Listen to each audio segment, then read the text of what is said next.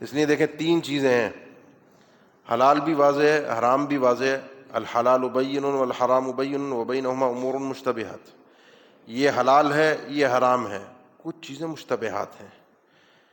حلال اللہ تعالیٰ نے بالکل واضح کر دیا، اور بار بار قرآن مجید میں فرمایا، اہل ایمان کو بھی حکم دیا، ان اللہ طیب لا یقبل الا طیبا، اللہ کے نبی صلی اللہ علیہ وسلم کا فرمان ہے اللہ خود بھی پاک ہے، اور اپنی بارگاہ میں جب اس کے سامنے کوئی نذرانہ پیش کیا جاتا ہے، کوئی صدقہ دیا جاتا ہے، تو وہ بھی وہ پاکیزہ ہی قبول کرتا ہے، حرام مال سے بنایا ہوا صدقہ بارگاہ الہی میں قبول نہیں ہے۔ وَإِنَّ اللَّهَ أَمَرَ الْمُؤْمِنِينَ بِمَا أَمَرَ بِهِ الْمُرْسَلِينَ، اللہ تعالیٰ نے مومنوں کو بھی وہی حکم دیا ہے جو رسولوں کو دیا ہے، یعنی اس معاملے میں، اس ضابطے میں نہ رسولوں میں کوئی فرق ہے نہ مومنین میں کوئی فرق ہے، سب کے لیے، بلکہ انسانوں کے لیے بھی یہ حکم ہے، اور وہ کیا ہے؟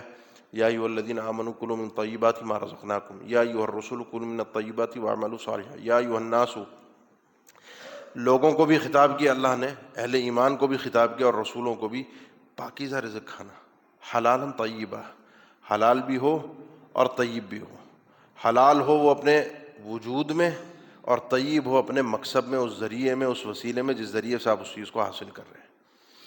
تو حلال چیز بنتی ہے جب وہ چیز اللہ تعالیٰ نے حلال کی ہو آپ کے لیے، وہ چیز اگر حرام ہے عین، تو وہ حلال ذریعے سے بھی انسان کمائے تب بھی قابل قبول نہیں ہے۔ آج کے دور میں بہت سے مسلمان آپ کو نظر آتے ہوں گے، بہت سے، سب نہیں، جو سور سے بچتے ہیں، سور نہیں کھاتے۔ بہت سارے کافروں کے ممالک میں رہنے والے حضرات تو یہ سمجھتے ہیں کہ اگر سور کا نام زبان پر آ گیا تو شاید 40 دن تک نماز بھی قبول نہیں ہوتی یا دعا قبول نہیں ہوتی، نام نہیں لینا چاہیے، زبان ناپاک ہو جاتی ہے۔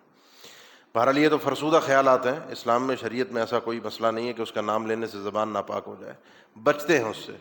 لیکن مسلمانوں کی اکثریت آپ کو یہی سور کے ساتھ جس چیز کو اللہ تعالیٰ نے قرآن مجید میں مزید حرام کیا ہے، شراب، اس سے بچتے ہوئے نظر نہیں آئیں گے۔ مسئلہ کیا ہے؟ مسئلہ ہے یہ چیز اللہ نے حرام کیا، لیکن میرا پیٹ، میری خواہش، میری حرص اس چیز کی رغبت میں، اس چیز کی چاہت میں مر رہی ہے، مجھے چاہیے۔ بہت سے لوگ آپ کو نظر آئیں گے وہ شراب نہیں پی رہے ہیں، پینے والے بھی بکثرت ہیں مسلمانوں میں، ہمارے ملک میں بھی باقاعدہ دکانیں کھلتی ہیں، اسلامی ملک ہے باوجود اس کے، لیکن وہ لائسنس بنتا ہے کافروں کے نام کا، اور اس کے نام کا لائسنس بن کے اس کے ان علاقوں میں جہاں کافر لوگ آباد ہیں، ابھی پچھلے آپ کو یاد ہوگا کچھ سال پہلے، 2 سال پہلے کی شاید بات ہے، 3 سال پہلے کی، کہ وہ ایک ہندو نے ہی قومی اسمبلی کے ممبر نے ہی درخواست جمع کرائی تھی، کیونکہ ان کے نام پر یہ شراب کے لائسنس جاری ہو رہے تھے، یہ ہندو آبادی ہے یہاں پہ لائسنس جاری کر دو۔ بلکہ ایک علاقے میں تو لائسنس جاری ہوا شراب کی دکان کا، دکان کھلی، پتہ چلا پورے علاقے میں 14 ہندو رہتے ہیں، دکان کھول دی وہاں پر۔ پینے والے کون ہیں؟ آپ بھی جانتے ہیں اور میں بھی جانتا ہوں۔ اس ہندو نے درخواست دی کہ جی ہمارے نام پر ہمیں بدنام نہ کرو، ہم نے نہیں پینی، ہمارے مذہب میں بھی اس کو کوئی حلال نہیں کہا گیا، لہذا آپ نے اگر بیچنی ہے، خریدنی ہے، آپ کا اپنا من چاہے۔ تو کہنے کا مقصد یہ ہے کہ یہ جو پیٹ ہے نا، لا یبال المرء ما اخذ من الحلال ام من الحرام، انسان کو اس پیٹ کی لالچ مار دیتی ہے، اس کو چاہیے، اس کو ملتا رہے۔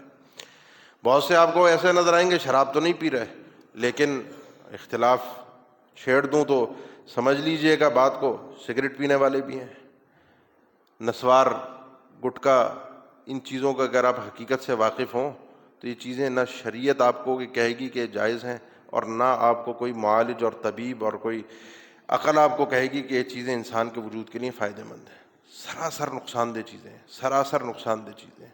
جب ان چیزوں کا ہم استعمال کر رہے ہوتے ہیں تو اس وقت ذرا سا سوچئے کہ یہ چیزیں کیا اللہ نے طیب ہے، حلال ہے؟ میں ابھی آگے ذکر کروں گا کہ بہت ساری چیزیں حلال بھی چھوڑنی پڑتی ہیں حرام سے بچنے کے لیے، یہ تو اس کو بہت زیادہ نہیں، آپ کوئی کہہ لیں مشکوک کہہ لیں، اگر آپ نے بہت زیادہ اختلاف میں پڑھنا ہے، اول میرے نزدیک تو کوئی الحمدللہ بات واضح ہے دلائل کی روشنی میں کہ یہ چیزیں کوئی پاکیزہ نہیں ہیں، ناپاک ہیں، اور ناپاک ہونے کی وجہ سے انسان کے وجود کو نقصان دہ ہونے کی وجہ سے اور بعض چیزوں کے نشاور ہونے کی وجہ سے چیزیں حرام ہیں۔ وجود اس کا پاک ہونا چاہیے، جس چیز کو آپ استعمال کر رہے ہیں اس چیز کا وجود پاک ہونا چاہیے، حلال ہونا چاہیے، یہ پہلی چیز ہے۔ دوسری چیز ہے جس ذریعے سے آپ اس چیز کو حاصل کر رہے ہیں، جس طریقے سے آپ اس کو حاصل کر رہے ہیں، پاک چیز ہے، حلال چیز ہے، وہ ذریعہ بھی حلال ہونا چاہیے۔ اور اس ذریعے کے حلال ہونے میں بہت سے لوگوں کے گمان میں یہ ہے کہ جی میں کاروبار کا اگر کر رہا ہوں، لین دین کر رہا ہوں، میں بیچنے والا، وہ خریدنے والا، ہم دونوں ایک چیز پر، ایک انداز پر، ایک طریقے پر متفق ہیں. تو شریعت کون ہوتی ہے ہمیں آ کر بتانے والی کہ تمہارا طریقہ کار درست نہیں ہے؟ کاروبار کی بہت ساری شکلیں ہیں. آپ حضرات تو جانتے ہیں، ہم تو مسجد اور ممبر کے آدمی ہیں، آپ کاروبار کرنے والے لوگ ہیں. بہت ساری شکلیں. آپ ہی سے سوالات کی صورت میں ہم جب سنتے ہیں، جب ہم جواب دیتے ہیں کہ نہیں یہ طریقہ درست نہیں ہے، تو آگے سے ہمیں سننے کو ملتا ہے جی سبھی یہ کر رہے ہیں. آج کل فلیٹ بنتے ہیں نا، فلیٹ کی فائل بک جاتی ہے. پلاٹ ہوتا ہے جی فلیٹ بننا ہے، فائل بیچ دی. وہ ابتدا میں بیچنا تو درست ہے. یہ مسئلے کی صرف میں وضاحت نہیں کر رہا، صرف آپ کو اشارہ دے رہا ہوں. میں مسئلے کی توضیح نہیں کر رہا، صرف مثال دے رہا ہوں. اس کے بعد وہ فائل بکتی رہتی ہے. پہلے بھی ہوتا ہے نا، آج بھی ہو رہا ہے، پلاٹوں کی فائل بکتی رہتی ہے. اور بعد میں پتہ چلتا ہے پلاٹ نام کی کوئی چیز نہیں، وہ خالی ایک کاغذ تھا جو بکتا رہا. کچھ انویسٹرز ہیں وہ بیٹھے ہوئے ہیں 500,000 کی تعداد میں، وہی ایک دوسرے کو خرید رہے ہیں بیچ رہے ہیں، خرید رہے ہیں بیچ رہے ہیں، خرید رہے ہیں بیچ رہے ہیں. اور ان کے خریدنے بیچنے کے اندر وہ چیز کی قیمت، کیونکہ خود ہی منافع کما رہے ہیں نا، خود ہی مارکیٹ بڑھا رہے ہیں، خود ہی مارکیٹ اتار رہے ہیں. اصل جب بائر تک پہنچتی ہے، اصل کنزیومر تک جب پہنچتی ہے، اصل جس آدمی نے اس چیز کو استعمال کرنا ہے، تو پتہ چلتا ہے وہ 10 لاکھ کی چیز 1 کروڑ کی ہو گئی.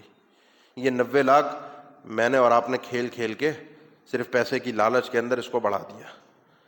اب ذرا سا سوچیں ہم کہاں جا رہے ہیں، ہمارا انداز کیا ہے، ہمارا طریقہ کار کیا ہے. ہمارے اندر لالچ اتنی ہے کہ جی چھوڑنا نہیں ہے منافع، زیادہ بھی آئے گا، بلکہ جھوٹ بول کر بھی کمانا ہے، دھوکہ دے کر بھی کمانا ہے.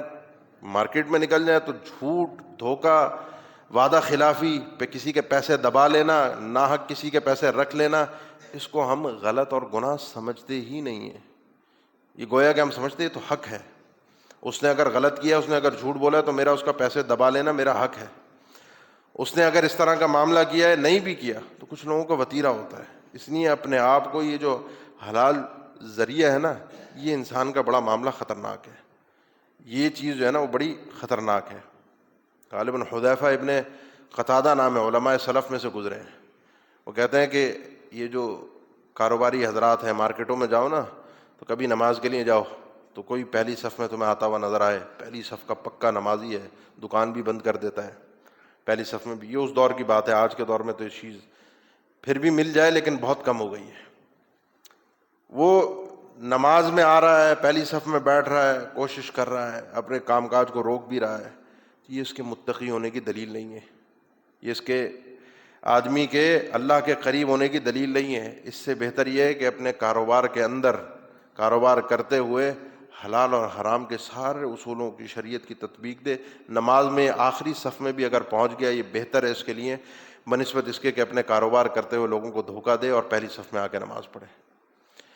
وہ تو جو حرام کما رہے ہیں، حرام کھا رہے ہیں دھڑلے سے، ان کی تو بات اور ہے. ہمارے بہت سے احباب ہماری مسجدوں کے اندر ہی ہمارے ساتھ ہی کھڑے ہوتے ہیں، سر پہ ٹوپی بھی ہوتی ہے، چہرے پر داڑھی بھی ہوتی ہے، اور صاف ستھرا لباس بھی ہوتا ہے، روشن چمکدار. لیکن جب ان کے کاروبار کے آپ معاملات دیکھیں تو پتہ چلتا ہے کہ وہ آدمی کس انداز کا حرام کمانے والا ہے. انسان کی سوچ اور سمجھ دنگ رہ جاتی ہے. اسی لیے عمر ابن خطاب فرمایا کرتے تھے کہ کسی کے دندن صلات سے متاثر مت ہونا. یعنی تم اس کی نماز میں، تہجد میں رو رہا ہے، گڑ گڑا رہا ہے، دعائیں کر رہا ہے، اس سے متاثر مت ہونا. اگر کسی کو جاننا ہے کتنا ایماندار ہے، کتنا متقی ہے، تو یہ دیکھنا ہے کہ اس کا درہم و دینار کے ساتھ جب یہ تعامل کرتا ہے، جب لین دین کرتا ہے، کاروبار کرتا ہے، اس وقت یہ کیا کرتا ہے. وہاں سے اصل تقویٰ نکل کے آتا ہے.